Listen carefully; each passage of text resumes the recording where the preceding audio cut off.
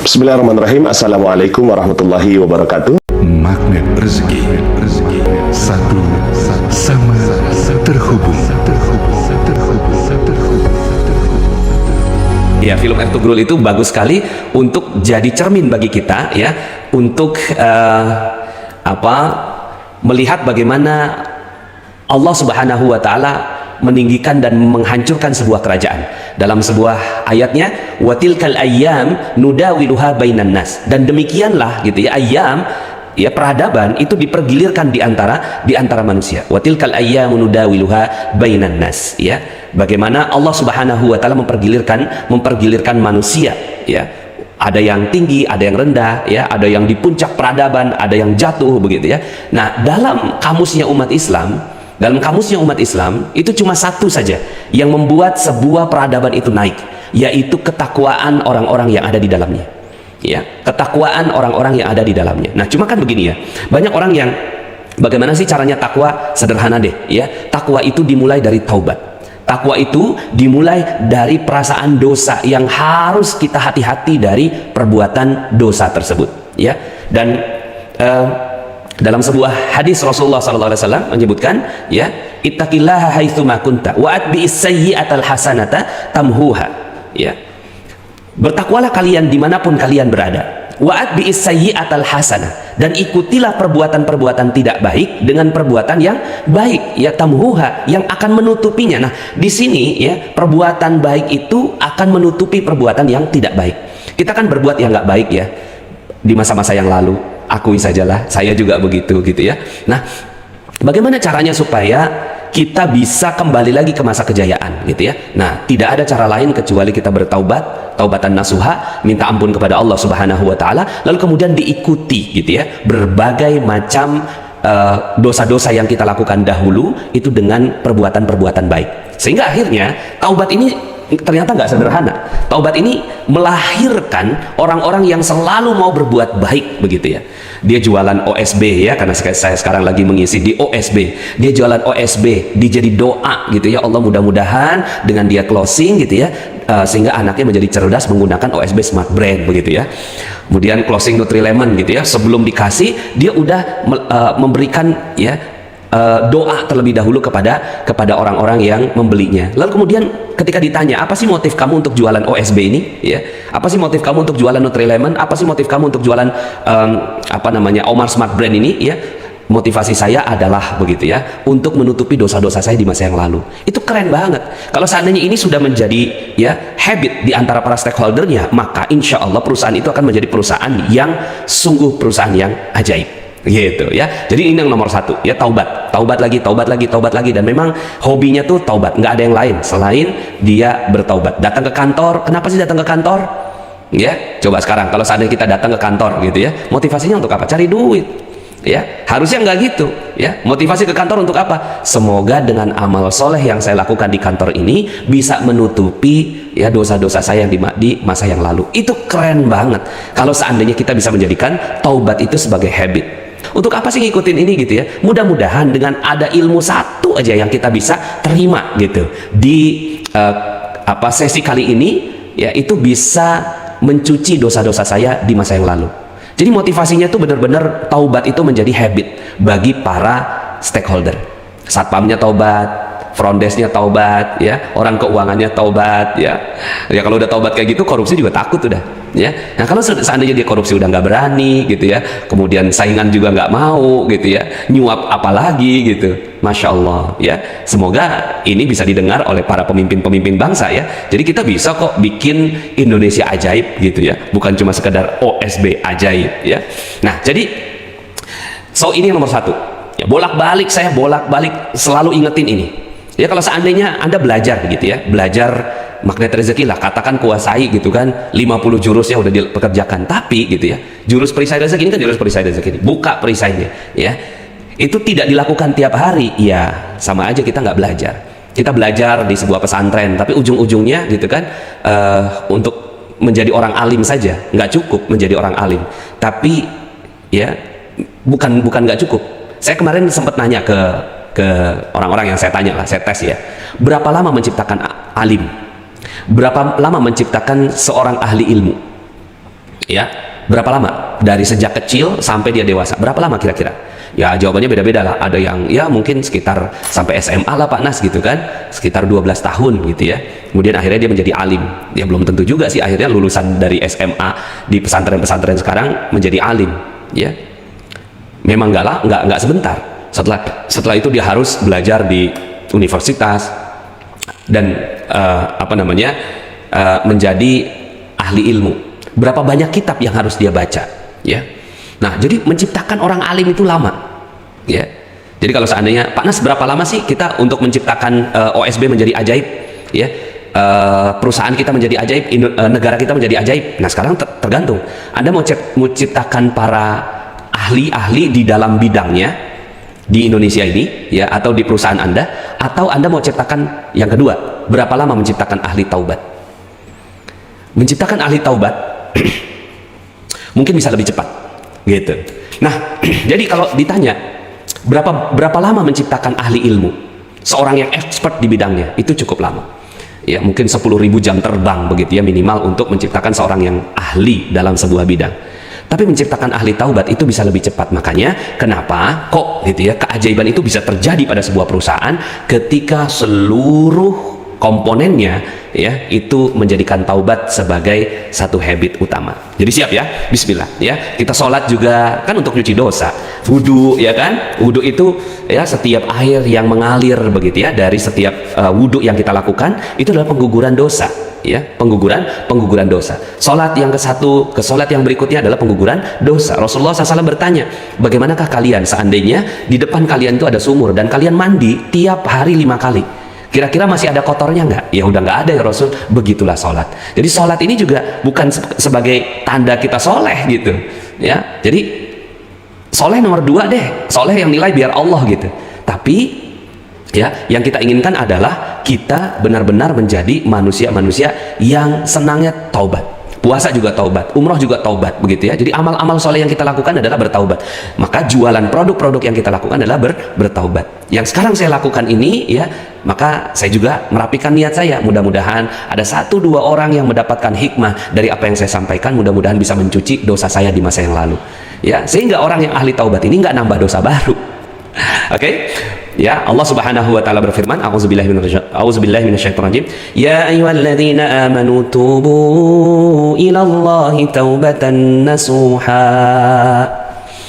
Tubu ilallahi taubatan nasuhan عسى ربكم أن يكفر عنكم سيئاتكم ويدخلكم جنات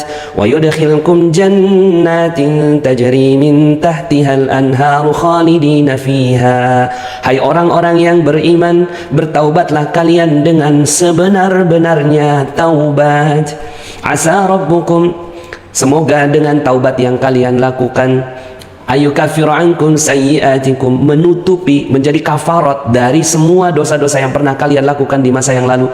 Wa yudkhilkum jannat, dan akan dimasukkan ke dalam surga. Ya Allah, subhanallah. Jadi bismillah, insyaallah ya. Ini yang pertama, taubat jadi habit para stakeholdernya ya. Sebenarnya sih saya nggak mau melangkah dari poin yang satu ini, karena poin yang pertama ini merupakan fondasi bagi sebuah perusahaan untuk menjadi perusahaan yang ajaib ya, negara yang ajaib, keluarga yang ajaib ya. Kalau di dalam keluarga itu semuanya pada hobinya taubat ya, bukan duit nomor keberapa itu ya, nomor ke 101 lah. Nomor 1 ya taubat, 2 taubat, 3 taubat, 4 taubat, 5 taubat aja gitu ya, untuk menjadi gerak langkah dari semua yang dilakukannya ya. Yang kedua adalah jujur menjadi akhlak utama. Kalau ini yang dilakukan oleh semua stakeholder di dalam sebuah perusahaan, jujur ya. Jujur itu mungkin kedengarannya klise ya. Ah, udah tahu Pak Nas gitu kan. Udah biasa gitu kita ngomong tentang kejujuran dan semua orang harus jujur gitu ya. Tapi ya tidak ada cara lain kecuali kita harus jujur pada diri sendiri ya. Latihan tuh. Saya dulu ya, ketika masih banyak dosa, sekarang juga masih banyak dosanya gitu ya, itu tuh rasa-rasanya saya tuh orang yang paling gampang nambahin kata-kata gitu, paling gampang nambahin kalimat gitu. Misalnya nih, kemarin tuh saya ke Bandung gitu kan, itu perjalanan ke Bandung gitu ya, gitu kan, wah luar biasa panjang juga ya gitu kan, sekitar ya 4 jam lah gitu, padahal cuma 3,5 jam gitu. Jadi saya suka nambahin gitu, nambahin cerita 30 menit gitu dulu gitu ya, suka nambahin cerita gitu. Nah pedagang suka nambahin dagangannya. Ini Omar Smart Brand kalau diminum ya itu bakal ya, nah ketambahan tuh ya, ketambahan itu. Kemarin saya ketemu sama guru saya, Kiai ya, Kiai minta nasihat lah, biasa saya kalau ke Kiai minta nasihat, apalagi karena saya lagi dagangin dinar ini ya, dinar khairul razikin. Kata Kiai begini, orang-orang yang melebih-lebihkan ya khasiat dari dagangannya ya adalah orang-orang yang senang berdusta gitu. Jadi orang-orang yang kadang-kadang kan kita suka gitu ya, suka wah ini nih produk ini gitu kan bisa melangsingkan gitu, dan satu-satunya produk di dunia yang bisa melangsingkan ya cuma ini gitu, padahal produk lain banyak gitu. Nah itu ujian kita tuh, ujian menjadi orang yang jujur gitu ya. Ini kan ujian bagi kita gitu, yang selama itu kan kita nggak penting jujur gitu, yang penting nilai gitu ya, nilainya ya apa ya, kalau anak-anak kan gitu ya, makanya kenapa banyak pakar pendidikan yang tidak setuju dengan yang namanya ujian ya, ujian nasional, karena di sana anak-anak diajarkan untuk jadi nggak jujur gitu ya, jadi nggak jujur, gampang sekali ya tergelincir dari sifat kejujuran ini. Nah maka kita latihan gitu, latihan banget gitu ya, cerita yang nggak nambah-nambahin gitu kan. Terus kemudian pada saat janji misalnya gitu ya, janji ini kan juga di saat kita sedang berjanji itu kadang-kadang kita juga geser-geser juga. Nah geser-geser itu juga ada dusta di situ gitu kan, ada sifat kemunafikan. Maka jadi karena yang nomor satu itu taubat gitu ya, dia menjadi orang-orang yang senang banget bertaubat, akhirnya ya dia mau dusta juga takut gitu. Harusnya kan begitu. Kalau sekarang ini kan dusta jadi ya masya Allah, na'udzubillah ya, kita ada di akhir zaman di mana kedustaan itu menjadi produk utama dari orang-orang yang ingin sukses. Nah kita kebalikannya gitu, kita kebalikannya, kita menjadi orang-orang yang melatih untuk jujur kepada istri, jujur kepada anak, jujur kepada hewan peliharaan gitu ya, hewan peliharaan jujur juga ya, cek gitu kan ya, kita panggil tuh gitu kan supaya kita kasih makan, padahal di tangan nggak ada makanan. Ini juga nggak jujur. Hewan kepada jujur kepada konsumen, jujur kepada masyarakat gitu ya, jujur dalam berWhatsApp, jujur dalam bersosial media gitu kan ya. Sekarang ini kan latihannya mungkin gitu ya, kita nggak pakai lagi yang namanya tuh beauty plus gitu ya dalam foto gitu ya. Jujur, latihan gitu ya, latihan untuk selalu jujur, untuk menjadi akhlak utama. Dagangan kalau seandainya misalnya udah expired gitu ya, kasih tahu kalau ini udah expired. Kalau seandainya memang dia belum ada BPOM-nya gitu ya, katakan belum ada BPOM, bukan ya sedang diurus BPOM-nya gitu. Itu juga dusta sudah. Ya, memang benar udah diurus gitu, tapi dalam urusan ini memang belum ada. Nah, kasih tahu aja nggak ada BPOM-nya, belum ada BPOM-nya dan sedang diurus. Ya, cuma kan yang sering terjadi adalah belum ada BPOM-nya itu disembunyikan. Yang disampaikan apanya? Lagi diurus gitu.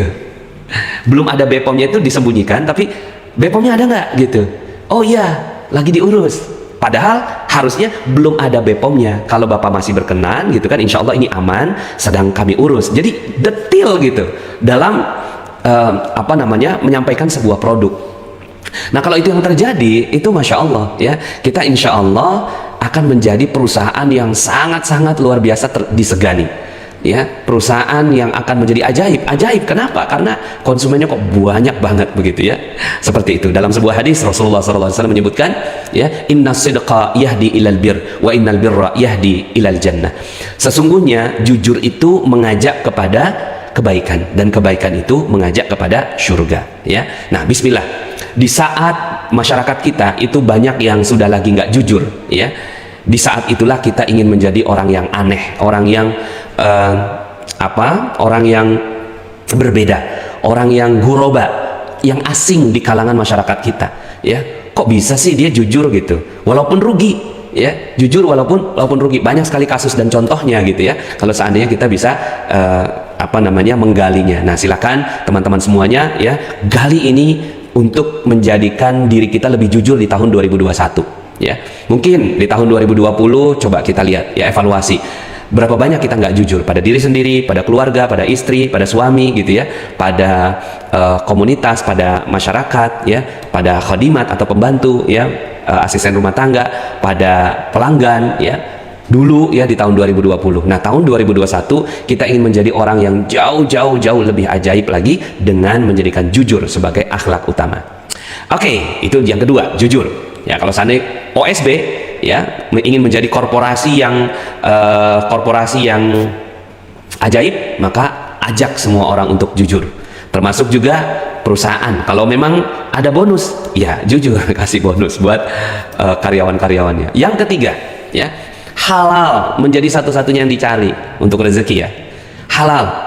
Nah, kalau udah orangnya taubat aja gitu kan pengennya, kemudian jujur, kemudian halal, dia benar-benar menjadi orang yang sangat hati-hati dalam urusan harta gitu ya.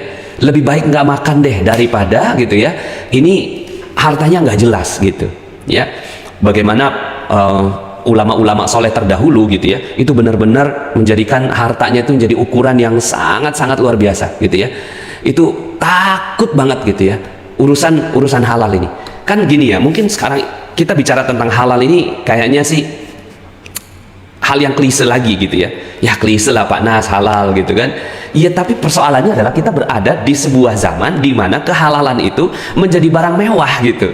Itu persoalannya. Halal itu menjadi barang yang mewah gitu. Nah, sekarang kita mau kembalikan gitu loh. Kemewahan itu berada dalam diri kita. Oke, bismillah, kita ambil kehalalan ini ya. Jadi bahwa kita ingin menjadi manusia yang benar-benar nyarinya yang halal aja gitu ya. Yang halal gitu. Kan ada sebuah kisah ya tentang ayahnya Imam Syafi'i gitu ya, yang ketika beliau berjalan gitu ya, ketika beliau berjalan di sebuah sungai, lalu kemudian ngelihat ada apel yang udah tinggal sebelah gitu ya, lalu kemudian dia ambil tuh, dia makan gitu, dia ngambil apel ya, pas dia makan dia ingat gitu, jangan-jangan orang yang punya apel ini nggak ridho sama saya, itu masih setengah tuh ya, di jalan gitu menyusuri menyusuri daerah itu, nyari yang punya kebun apel gitu ya, nyari yang punya kebun apel, ketemu tuh gitu kan. Lalu kemudian ketika itu bertanya, wahai ayahanda gitu kan, apakah engkau yang punya kebun ini? Betul ya, itu mohon izin, aku tuh kelaparan gitu, terus kemudian ngelihat ada apel di sungai, saya ambil gitu, terus saya ingat gitu, jangan-jangan ya yang punya apel ini nggak ridho gitu. Nah, mohon gitu, ini saya minta ridhonya dari setengah apel yang sudah saya makan gitu. Ya Allah, itu kan langka sekali orang yang kayak gitu, langka sekali. Nah, kita jadi orang langka yuk, mau nggak gitu? Kita jadi orang langka yang pada saat ngelihat ini halal nggak ya, ini halal nggak ya, gitu kan? Kalau nggak halal saya nggak mau deh, gitu. Walaupun anak lagi pengen susu gitu, ini nggak halal nih, gitu, nggak diambil gitu. Ya, jadi benar-benar yang halal ini adalah satu-satunya yang dicari gitu, satu-satunya yang dicari. Nah, kemudian ya singkat cerita kisahnya itu adalah si ayahandanya itu ya, si yang punya kebun itu nggak ridho ya, sebenarnya bukan nggak ridho, cuma wah ini keren banget nih gitu kan, bisa jadi anak mantu nih gitu. Saya baru ridho sama kamu gitu kalau seandainya kamu kerja sama saya tanpa digaji gitu, tapi dikasih makan gitu kan. Nah, baru setelah itu ya saya ridho terhadap setengah apel yang kamu sudah makan. Ya Allah, ini ayahnya Imam Syafi'i karena mau yang nyari yang halal gitu, udah terlanjur makan ya, udah setengah nih gitu masuk nih di mulut gitu, ya udah ke perut juga lah gitu ya. Kemudian akhirnya ya beliau bekerjalah di situ selama 8 tahun. Kelihatannya rugi, 8 tahun tuh rugi dong, nggak dapat gaji gitu. Tapi Masya Allah ya, setelah selesai 8 tahun nih, maaf ayahanda ya, saya udah kerja 8 tahun di sini untuk membeli gitu kan, membeli setengah apel yang dahulu saya makan, boleh nggak kalau seandainya saya sekarang ini minta pamit gitu. Kemudian kata si ayah, si pemiliknya pemilik kebun ini, oh mohon maaf ya, saya nggak ridho sebelum kamu nikahi anak saya, karena anak saya nggak mungkin nikah nih kecuali ya sama kamu gitu ya, karena dia nggak punya tangan ya, nggak punya kaki ya, pincang, kemudian bisu, tuli gitu, dan buta gitu ya, bisu, tuli, buta gitu, pincang. Waduh gitu ya, akhirnya karena pengen mencari keberkahan gitu, yang halal, pengen dapat yang halal gitu, akhirnya ya udahlah gitu kan, mau gimana lagi, kepaksa gitu. Tapi ya bismillah gitu kan, saya siap gitu menikahi anakmu. Pas nikah gitu kan, ternyata ya di malam pertama itu ya masuk kamar, ternyata istrinya ya ketika dia salam, assalamualaikum, waalaikumsalam, katanya bisu, kok ini bisa ngomong gitu kan. Pas dibuka ternyata cantik gitu ya, matanya jelita gitu ya, kemudian lisannya juga indah gitu ya. Akhirnya ya itu adalah hadiah dari keberkahan rezeki yang kau cari 8 tahun yang lalu. Nah, yuk sama-sama kita menjadi orang yang seperti ini gitu. Ya, apa namanya? Sekarang ini kan mungkin ya kalau seandainya ada yang pernah terlibat dalam riba, saya juga pernah gitu ya, terlibat dalam riba, nauzubillah gitu ya. Walaupun saya dulu kayaknya gitu, sangat hati-hati sekali kayaknya gitu kan. Kayaknya itu sangat hati-hati sekali, nyari investor juga hati-hati banget gitu ya. Terus kemudian ketika saya akhirnya jatuh ya minus 21 miliar, saya datanglah ke guru saya gitu ya. Terus kemudian saya sampaikan ini akad yang saya lakukan gitu kan. Wah, ini mah ngakalin syariat ini gitu. Wah, itu Masya Allah ngakalin syariat. Akad murabahah, wakalah wal murabahah begitu ya. Itu dulu tuh saya pakai akadnya itu, wakalah wal murabahah. Wah, ini ngakalin syariat nih gitu kan. Ya Allah, pantesan aja gitu kan rezeki saya tuh jadi ya kayak gini gitu. Nah, yuk sama-sama kita nyari yang halal aja deh gitu ya. Nggak apa-apa rumah ngontrak, nggak apa-apa ya, ujung-ujungnya mati juga gitu kan. Ya nggak apa-apa rumah ngontrak gitu ya, nggak apa-apa gitu kan, cuma naik sepeda ontel gitu, yang penting halal. Yang bagus itu kan naik Alphard tapi halal gitu loh, kayak Mas Ardi Gunawan tuh ya. Gitu. Boleh nggak sih naik Alphard? Ya boleh-boleh aja, yang penting halal gitu. Jadi nggak usah ngeributin hartanya orang. Sekarang tinggal kita fokus sama harta kita. Apakah harta kita betul-betul halal atau enggak gitu. Kalau memang ya kita bisa punya Alphard tapi halal, punya resort tapi halal, ya nggak apa-apa gitu ya. Yang penting kita fokus pada yang halal saja. Oke? Bismillah. Di saat ini misalnya juga gini. Ada orang yang nanya ke saya gitu kan, Pak Nas gimana ya kalau seandainya saya jualan sebuah produk tapi gitu kan itu aurat yang iklannya itu kemana-mana gitu. Nah ya hati-hati juga yang kayak gitu, karena kita mencari taubat gitu ya, kemudian kita mau jujur gitu, terus kemudian kita mau cari halal gitu. Yang kayak gitu gimana? Tinggalin sudah. Ya mau gimana lagi kalau seandainya aurat kemana-mana gitu ya. Sekarang nih orang kan jualannya aurat ya, jualannya aurat, baru laku kalau seandainya ya iklannya cantik gitu kan ya, baru laku kalau seandainya aurat terbuka gitu, baru bisa dapat subscriber yang banyak kalau ngebuka-buka aurat gitu kan. Nauzubillah ya, nauzubillah summa nauzubillah ya. Nah jadi yuk sama-sama kita cari yang halal aja, nanti insya Allah Allah yang akan berikan keajaiban buat kita ya. Yang berikutnya, yang keempat, tawadhu jiwanya, tawadhu jiwanya ya. Jadi yang keempat ini ya, kita latihan menjadi orang-orang yang tawadhu. Orang yang tawadhu itu nggak marah lagi gitu ya. Jadi udah nggak mungkin kita punya rasa marah gitu. Rasa marah ini kan dari syaitan ya. Jadi kita udah nggak mungkin ada rasa marah, kesel, dongkol, dendam, dengki, itu udah nggak ada, karena dihiasi dengan tawadhu. Tawadhu ini ya, itu saya sampaikan dalam ilmu garis kebenaran ya, bahwa tawadhu itu orang yang sangat memposisikan dirinya rendah. Tawadhu, rendah diri di hadapan Allah, rendah hati di hadapan manusia ya. Jadi kita bukan rendah diri di hadapan manusia, tapi rendah dirinya di hadapan Allah, bahwa kita nggak ada apa-apanya ya, kita di makhluk yang lemah, makhluk yang hina, khilaf, salah, alpa, lupa, itulah kita manusia gitu kan, yang apa namanya, rendah di hadapan Allah tuh. Kita harus terus begitu. Pokoknya jangan mau ikut-ikutan orang-orang yang gitu ya, dalam perusahaannya tuh ayo kita bisa, go. Aduh jangan deh, udah deh gitu. Kita nggak mau lagi jadi perusahaan yang kayak gitu loh. Ya perusahaan-perusahaan yang kayak gitu tuh perusahaan barat aja gitu loh. Perusahaan yang mereka tuh bawaannya tuh pengennya percaya diri, padahal nggak ada percaya diri, adanya kan percaya Allah gitu kan. Adanya percaya Allah, nggak ada percaya diri gitu. Adanya percaya Allah. Jadi rendahkan diri kita serendah-rendahnya gitu. Ya, loh kok gitu Pak Nas? Iya mau gimana lagi, rendah aja, jangan ngerasa tinggi gitu.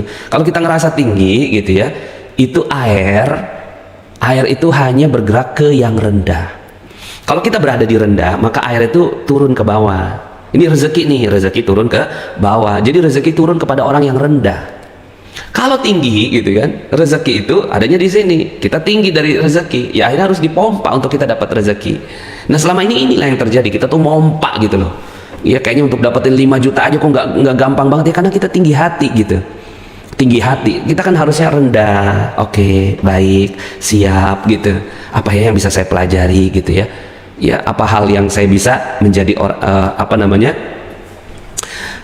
yang bisa saya pelajari? Ya, seluruh persoalan dimulai dari saya benar, orang lain yang salah. Seluruh persoalan dimulai dari itu. Saya benar, orang lain salah. Saya benar, orang lain salah. Dan seluruh solusi dimulai dari kebalikannya. Nah, maka kalau kita mau jadi perusahaan yang ajaib, gitu kan, Miracle Corporation, maka kita harus ngajak diri kita untuk menjadi orang yang tawadhu.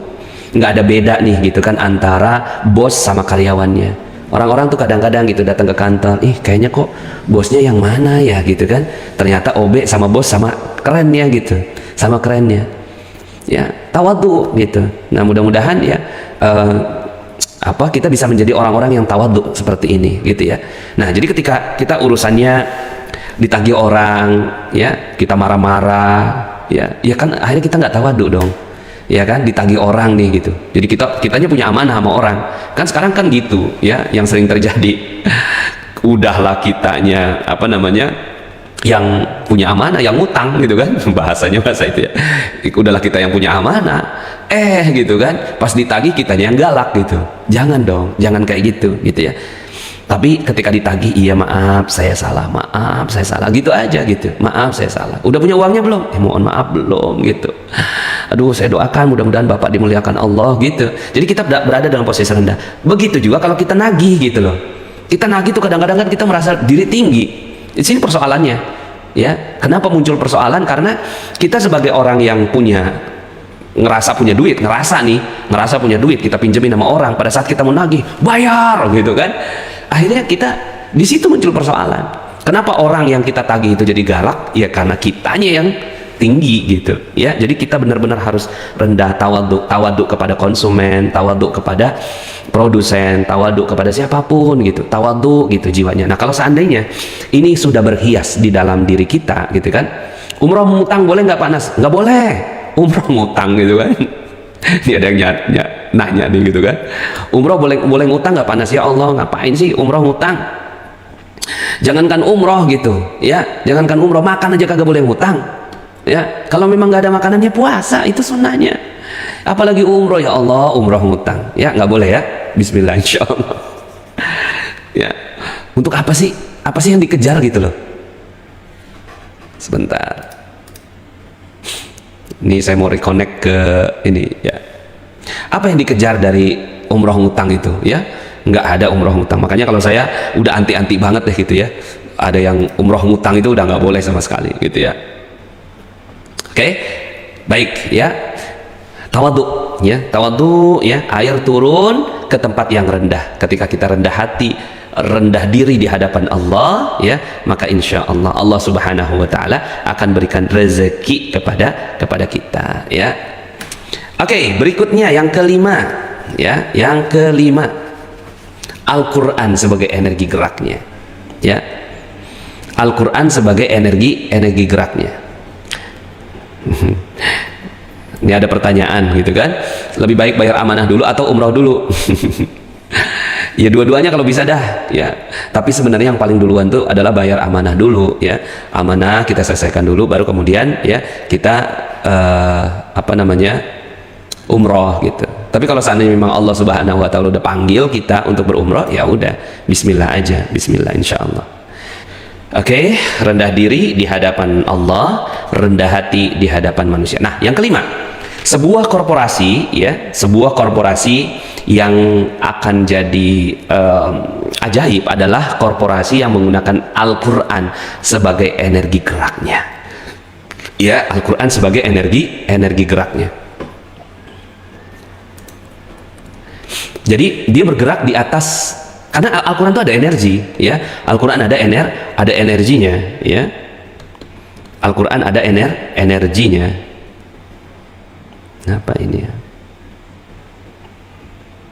Oke, nah jadi Al-Quran kalau kita mau maju ya, ibarat mobil gitu ya, maka kita kan perlu dorongan gitu ya, kita perlu bensin. Nah, bensinnya di mana? Di Al-Quran.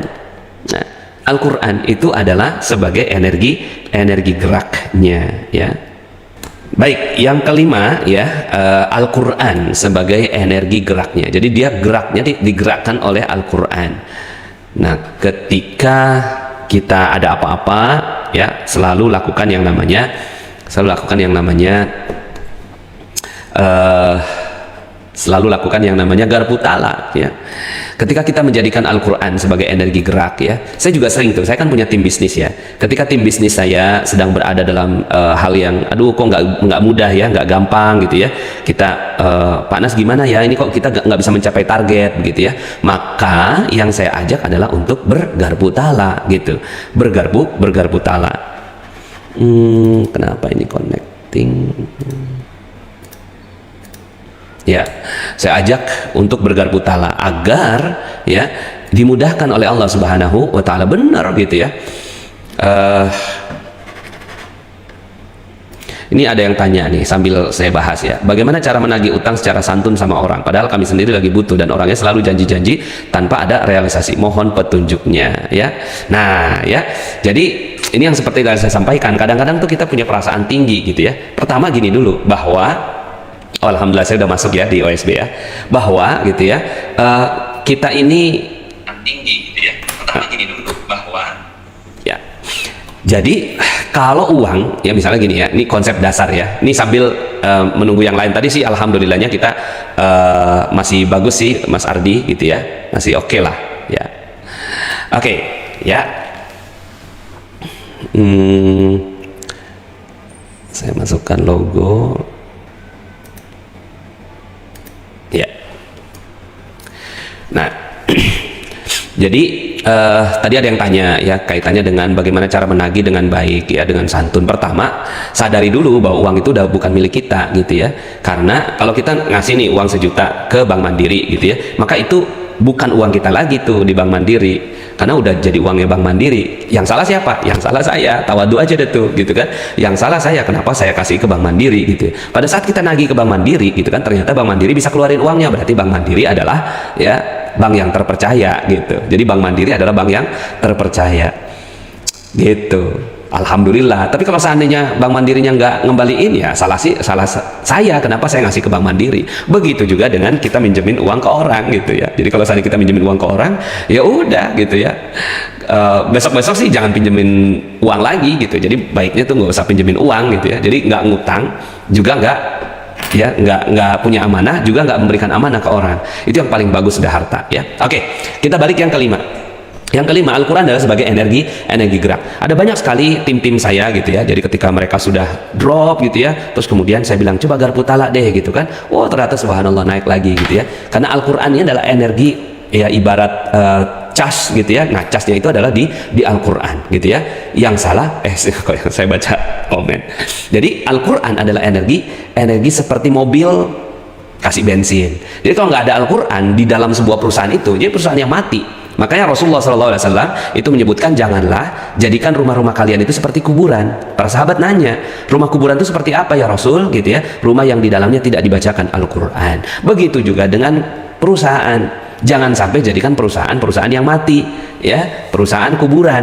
Apa itu perusahaan yang kuburan? Karena para stakeholdernya nggak deket sama Al-Quran, deketnya sama gadget gitu ya, deketnya sama boleh dekat sama gadget boleh gitu ya. Orang sekarang ini anak-anak aja suruh pada gadget kan gitu ya, dulunya nggak boleh main gadget, sekarang malah disuruh gitu kan. Boleh, perusahaan juga gitu kan, kita kerjanya. Cuma kalau bisa gitu ya, setiap hari gitu, itu kita udah baca Quran dulu gitu ya, setengah juz, seperempat juz, kalau bisa 1 juz gitu kan. Itu kita udah baca Quran dulu untuk mengisi hari-hari kita, sehingga akhirnya kita tuh seger gitu loh. Kita segar, ibarat makan ya, kita bisa digerakkan dengan Al-Quran itu. Dan Allah Subhanahu wa taala menanam kita untuk membaca Al-Quran pada saat setiap sholat. Tujuannya adalah supaya kita terus menerus ya menjadi orang yang tersirami dengan Al-Quran. Nah jadi teman-teman semuanya coba deh, kalau yang belum tahu garpu tala, coba sambil pelajari gitu ya. Itu metode yang sangat-sangat bagus sekali. Banyak sekali keajaiban-keajaiban yang terjadi. Apalagi kalau seandainya semua stakeholdernya betul-betul menjadikan garpu tala sebagai satu habit. Nah kemarin aja, baru aja gitu kan, istri saya tuh ya, istri saya juga kan berbisnis gitu kan. Terus kemudian, Bi gimana ya, ini kok tim saya nih gitu kan, itu belum bisa mencapai target nih Bi gitu kan. Udah, ajakin aja semuanya pada garpu tala. Udah, saya bilang gitu aja, ajakin aja pada garpu tala gitu kan. Akhirnya garpu tala tuh, oh langsung closing gitu kan, langsung closing. Ajaib, memang begitu udah gitu ya. Jadi kalau seandainya mungkin di ujung-ujung bulan ya, biasanya kan kita namanya perusahaan kan kadang-kadang ada target ya, di akhir bulan berapa gitu kan, di akhir bulan berapa targetnya. Nah kalau pada saat turun tuh gitu kan, udah sama-sama gerakin ke Al-Quran ya. Nah gerakin ke Al-Quran bukan cuma sekedar dibaca, tapi mentadaburi isinya. Nah cara untuk mentadaburi isinya itu adalah dengan garpu tala salah satunya. Oke ya, jadi yang kelima ini, perusahaan yang digerakkan oleh Al-Quran, bukan digerakkan oleh yang lainnya ya, bukan digerakkan oleh ambisi untuk mengalahkan perusahaan yang lain, bukan digerakkan oleh keinginan menjadi number one in the world gitu. Itu malah nantinya power kita nggak ada ya. Jadi yang penting saya mau bela Al-Quran. Jadi baca Quran, buka rumah tahfiz, mungkin keuntungannya kita sedekahkan untuk orang-orang yang senang membaca Al-Quran. Jadi Al-Quran itu menjadi gerak, menjadi energi yang luar biasa. Timnya bergerak dengan semangat Al-Quran. Uang yang sudah didapatkan juga disalurkan untuk membela Al-Quran. Itu keren banget. Ini ada yang nanya, apa itu garpu tala Pak Nas? Ya silahkan nanti dipelajari di channel Telegram ya, insya Allah ada ada pelajarannya. Nah nanti ketika kita, ya Allah, kok sekarang ini ya Allah saya targetnya ini ya, nutup penjualan ini lebih kurang ya Allah nggak banyak-banyak, cuma 100 juta ini target dari perusahaan misalnya begitu ya, kita sebagai agen ya. Tapi kok belum nyampe targetnya ya Allah, baru 50 juta padahal udah tanggal 26 Desember gitu. Saya pengen ya Allah, pengen banget supaya saya bisa mencapai target saya. Ya titipkan kepadaku satu ayat yang bisa membuat aku jauh lebih tenang sehingga bisa mencapai target yang kuinginkan. Dibuka deh tuh, lihat ayatnya, kemudian pelajari ya yang ada di sekitar ayat tersebut, satu ayat ke atas, satu ayat ke bawah gitu ya, lihat kata-kata kunci yang ada di sana ya, terus kemudian masukkan, meresap dalam hati apa ya pesan cinta Allah, ada pesan apa dari Allah di dalam ayat ini, kita yang bisa ngukur tuh gitu, pesan cintanya Allah apa ya dalam ayat-ayat yang saya baca ini gitu. Kemudian zikirkan, ajaib. Setelah itu tiba-tiba terjadi sebuah keajaiban, percaya deh ya. Dan udah banyak pengalamannya yang saya lakukan dengan tim-tim bisnis yang saya lakukan gitu ya. Bismillah insya Allah. Oke, yang keenam khusyuk latihannya ya. Jadi sudahlah taubat habitnya ya, kemudian jujur akhlaknya ya, kemudian apalagi itu ya, halal ya satu-satunya yang dicari gitu ya, tawadhu jiwanya ya, kemudian Al-Quran energinya, khusyuk latihannya. Khusyuk ini ya dalam ibadah, khusyuk dalam bekerja ya. Saya menikahi alhamdulillah ya, saya dikaruniai istri yang cum laude gitu ya. Jadi istri saya itu cum laude di S1-nya ya. Nah pada saat dia kan cum laude, saya kagak gitu kan, dia cum laude saya enggak. Istri saya cum laude, IP-nya hampir 4 ya IPK-nya, sementara saya IPK cuma 2,78 begitu ya. Terus kemudian setelah menikah gitu ya, saya tanya lah gitu kan, apa sih rahasia kamu gitu kan, kok bisa cum laude gitu. Padahal saya tahu betul istri saya itu dia aktif di kampus dengan berbagai macam organisasi. Kok dia bisa cum laude juga di sekolahnya dulu, dia sebagai alumni gitu, itu juga dia aktif gitu dalam organisasi alumninya. Apa sih rahasia kamu? Nah ternyata rahasianya khusyuk ya. Rahasianya yang keenam ini, khusyuk.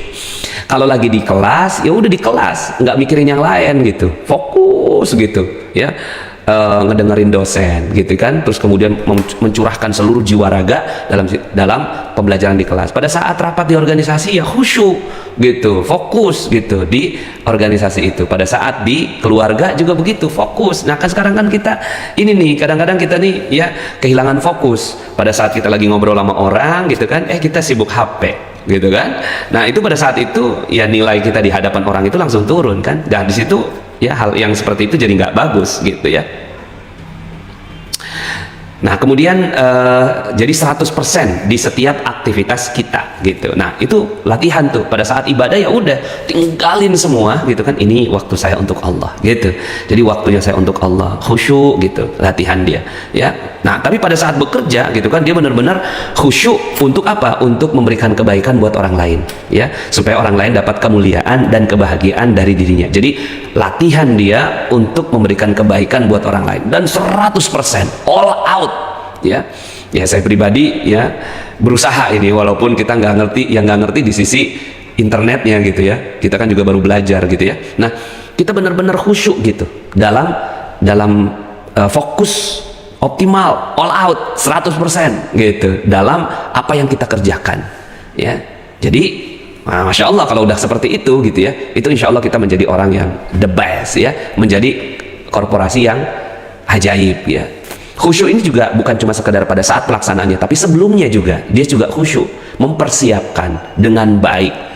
Ciri orang yang khusyuk dalam sholat itu adalah dia sholatnya tepat waktu, kecuali ada hal-hal yang kecuali misalnya dalam safar tidak sehat, hal-hal seperti itu. Tapi kalau seandainya dia nggak ada apa-apa gitu kan, nah dia belajar tuh. Jadi ini ada yang nanya nih, bagaimana cara belajar khusyuk?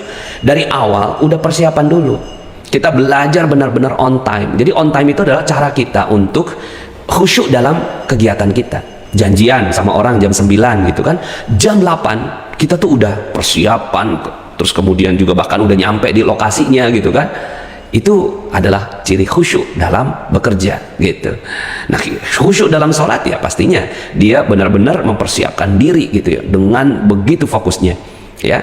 Oke, bismillah ya. Jadi insya Allah ya, khusyuk adalah satu cara untuk membuat Allah Subhanahu wa Ta'ala menurunkan keajaiban. Ya, saya bilang sama istri saya, pantesan aja saya nggak bisa cum laude, saya bilang gitu kan, karena saya pada saat di kelas mikirin dakwah, pada saat dakwah mikirin besok ujian gitu kan. Akhirnya saya nggak bisa mendapatkan apa yang saya inginkan gitu ya. Nah, terkadang begitu, kita tuh nggak mendapatkan apa yang diinginkan karena kita nggak fokus pada saat ngerjain OSB, ngelirik-lirik bisnis lain gitu. Harusnya ini dulu sampai jadi gitu, sampai jadi atau nggak jadi. Kalau memang nggak jadi, pindah gitu kan ya. Kita lagi ngerjain yang lain apa gitu kan, kita coba-coba cari yang lain gitu ya, akhirnya nggak khusyuk dong. Begitu juga misalnya kita sebagai seorang karyawan di sebuah perusahaan, kita nggak khusyuk ya, kita nggak khusyuk, pikiran tuh melanglang buana kemana-mana gitu kan, ke liburan lah, ke bisnis lain lah gitu kan, ke persoalan rumah tangga lah. Nah, yuk kita belajar khusyuk. Insya Allah yang ke-6 ini ya akan menjadi satu latihan yang bagus ya buat Anda semua. Latihannya tentunya di ibadah-ibadah kita dan sholat-sholat kita. Oke, terakhir yang ketujuh. Yang ketujuh, satu sama dan terhubung semboyannya ya. Satu sama dan terhubung. Makanya kenapa magnet rezeki itu selalu ngulang-ulang nih, satu sama terhubung, satu sama terhubung, satu sama terhubung ya. Jadi kalau ditanya apa itu magnet rezeki, satu sama terhubung. Terhubung dengan apa ya? Ya sama lah, misalnya nih sekarang ini saya terhubung dengan koneksi internet ya kan. Kalau seandainya koneksi internet terhubung, terjadilah keajaiban. Tapi kalau nggak terhubung, apa yang terjadi? Ya kayak tadi tuh kan, ada yang sempat nggak connect kan ya, sempat nggak connect tadi ya. Kita juga nggak ngerti kan sebabnya apa gitu kan, cuma kita nggak terkoneksi. Nah, cuma kan dalam urusan-urusan kita dengan manusia ya, itu kita betul-betul harus nyambungin gitu loh. Terhubung dengan konsumen, terhubung dengan karyawan, terhubung dengan produsen, terhubung. Nah, cara terhubung itu adalah kita betul-betul memuliakan dan membahagiakan orang-orang di dalam hati kita minimal. Jadi kalau kita mau terhubung nih sama Mas Ardi misalnya, sekarang kan saya lagi live sama Mas Ardi, saya mau terhubung sama Mas Ardi, bagaimana caranya? Saya doakan dulu beliau, ya Allah muliakan Mas Ardi, tinggikan derajatnya, sayangi dia, cintai dia, masukkan dia ke dalam surgamu ya Allah gitu. Misalnya kalau Anda sebagai pimpinan perusahaan pengen banget gitu ya karyawan Anda sukses gitu ya kan, pengen sekali karyawan Anda sukses, tapi yang dilakukan apa? Marah-marah, gobrak meja, push sampai to the limit gitu kan. Tapi kita nggak terhubung gitu loh, apa sih yang jadi persoalan dia gitu. Apa jangan-jangan karena dia sedang ada persoalan dengan istrinya, persoalan dengan keluarganya, apa mungkin dia lagi nggak sehat dan seterusnya. Itu tuh kepedulian kita gitu terhadap karyawan. Baru kita bisa mengharapkan bahwa perusahaan kita tuh akan jadi perusahaan yang ajaib gitu, akan jadi perusahaan yang ajaib. Nah, bagaimana caranya? Ya kadang-kadang kan kita nggak ngerti, karyawan kita banyak gitu kan, terus kemudian kita juga nggak ngerti satu persatu persoalan mereka. Nah, kita hubungkan dengan yang maha menghubungkan, yaitu Allah Subhanahu wa Ta'ala ya. Bawa dalam tahajud. Pernah nggak kita bawa reseller-reseller kita dalam tahajud kita? Ya Allah, saya punya reseller ya Allah, nggak banyak ya Allah, cuma 10 ya Allah. Saya jualannya OSB ya Allah, sebagai agen ya Allah, ini reseller 10 ya Allah, tapi nggak gerak-gerak ya Allah, aku nggak ngerti ya Allah, apa yang terjadi pada mereka. Tapi Engkau lah yang maha memuliakan mereka, sayangi mereka, cintai mereka, muliakan mereka, bahagiakan mereka di dunia dan di akhirat ya Allah. Berikan kebahagiaan ya Allah, seandainya OSB ini menjadi jalan terbaik bagi mereka ya Allah, mudahkan apa-apa yang kami lakukan ini untuk dia ya Allah. Ya, doakan.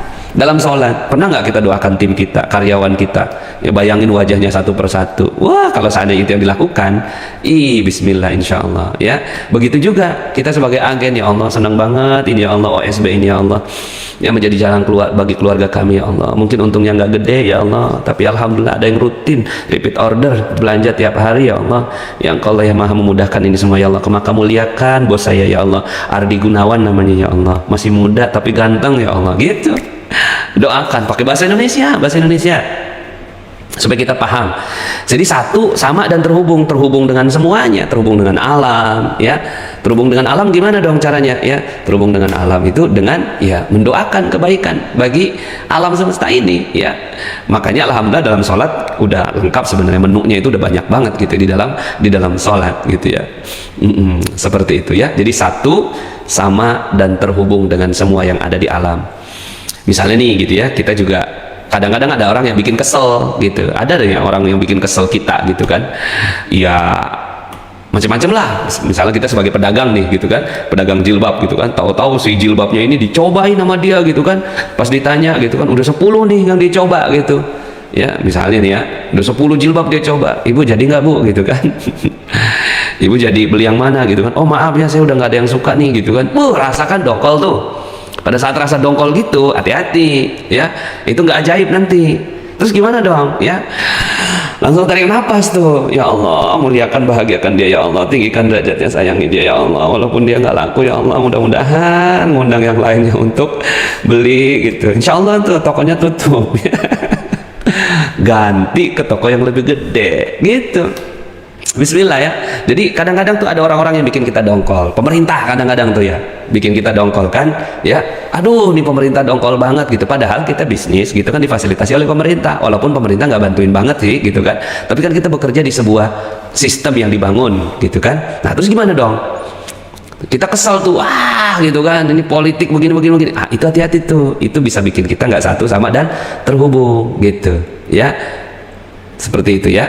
Nah, jadi misalnya nih, ini ada yang nanya nih, ada yang minta doa nih, contoh ya, Pak Nas, ya sorry, sebentar, Pak Nas minta doanya, kita punya rumah tahun ini. Nah, gimana caranya tuh? Sekarang pertanyaannya, ya, ada nggak yang nggak terhubung? Gitu. Ini dulu. Jadi kita punya hajat. Nah, hajat itu baru bisa tercapai kalau semuanya terhubung. Kalau nggak terhubung, ya kagak jadi, ya.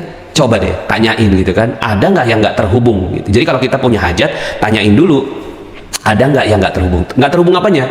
Silaturahimnya. Ada nggak yang nggak terhubung silaturahimnya? Sambung dulu silaturahimnya, begitu ya, sambung dulu silaturahimnya.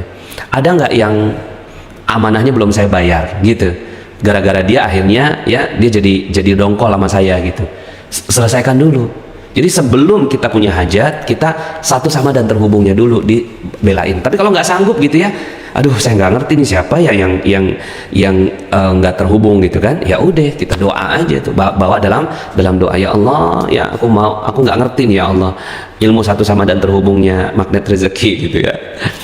Tapi aku mau gitu supaya hidupku ajaib gitu kan. Ya seandainya ada orang yang nggak terhubung denganku ya Allah, maka hubungkan dia dalam doa yang kulakukan ini. Kalau ya itu dilakukan, itu masya Allah gitu kan. Kayak gini ya, misalnya mobil saya nih misalnya nih cepat terjual dengan harga yang seharusnya, biar saya bisa menutupi amanah riba atau amanah yang lainnya gitu ya. Bismillah ya, Bismillah insya Allah. Pakai Al-Quran garpu tala ya, pakai garpu tala. Terus kemudian juga ya tawadhu ya, saya salah.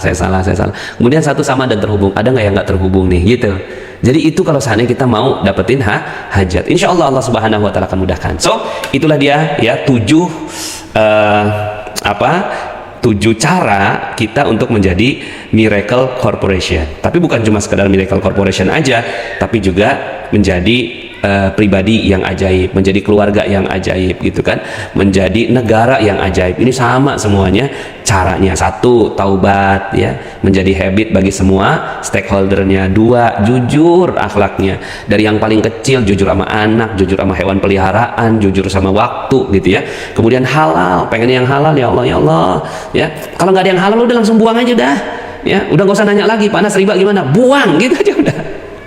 Tinggalin, mau gimana lagi gitu ya, udah waktunya ninggalin. Tapi kalau ada tapinya gitu tuh, pengen yang halal tapi nggak gampang kan Pak Nas ya. Ingat-ingat ini, seseorang yang meninggalkan sesuatu karena Allah, meninggalkan sesuatu karena Allah, karena ya haramnya, ya nggak bagusnya, ya maksiatnya, maka Allah akan menggantinya dengan yang lebih baik dari apa yang dia tinggalkan. Begitu. Bismillah insya Allah ya, karena halal ini udah jadi syarat utama dalam rezeki. Yang sekarang orang aduh pinjol-pinjol tuh, aduh tinggalin pinjol gitu ya. Terus kalau belum kebayar gimana Pak Nas? Tekad dulu bahwa kita nggak mau pinjol lagi gitu loh ya. Pinjol tuh pinjaman online. Yang keempat, tawadhu jiwanya. Ya, seandainya perusahaan-perusahaan ini adalah perusahaan-perusahaan yang selalu menjadi orang, perusahaan semua stakeholdernya tawadhu ya, rendah hati kepada manusia gitu kan, rendah diri di hadapan Allah. Keren, nggak begini. Wah, nggak merasa jagoan, nggak, jangan ya. Udahlah, stop cara-cara kayak gitu ya, cara-cara kita selalu merasa diri kita hebat, nauzubillah. Yang kelima, Al-Quran sebagai energi geraknya. Jadi kalau nggak ada Al-Quran rasanya tuh nggak ada bensin gitu ya, yang menghidupi diri kita. Dan kadang-kadang kan kita punya perasaan kesel kan tiap hari tuh. Kadang-kadang tiba-tiba, yang ini bikin kesel, garpu talak lagi. Yang ini bikin kesel, garpu talak lagi. Yang ini bikin marah, garpu talak. Yang ini bikin kecewa, garpu talak. Yang ini bikin sedih, garpu talak. Yang ini bikin ya nggak semangat, garpu talak. Begitu ya. Jadi akhirnya Al-Quran itu jadi energi.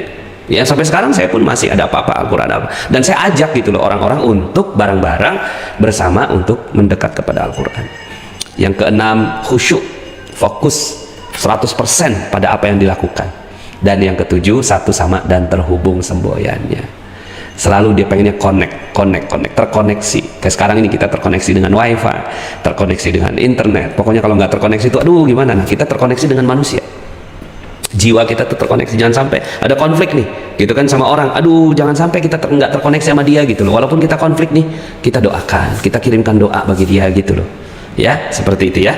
Baik, terima kasih Mas Ardi Gunawan. Itu setuju ya doa saya buat OSB Corporation. Mudah-mudahan insya Allah OSB menjadi perusahaan yang ajaib. Teman-teman yang belum subscribe dan baru saja menemukan channel ini, silahkan subscribe. Insya Allah Anda akan mendapatkan materi-materi yang terbaik dari channel ini. Insya Allah Anda adalah makhluk yang ajaib, tinggal kita sempurnakan faktor-faktornya. Dan insya Allah dalam video-video berikutnya kita akan lanjutkan materi ini sampai Anda menemukan potensi terbesar diri Anda dan menjadi makhluk ajaib sebagaimana yang Allah Subhanahu wa Ta'ala inginkan untuk Anda. Sampai jumpa. Assalamualaikum warahmatullahi wabarakatuh.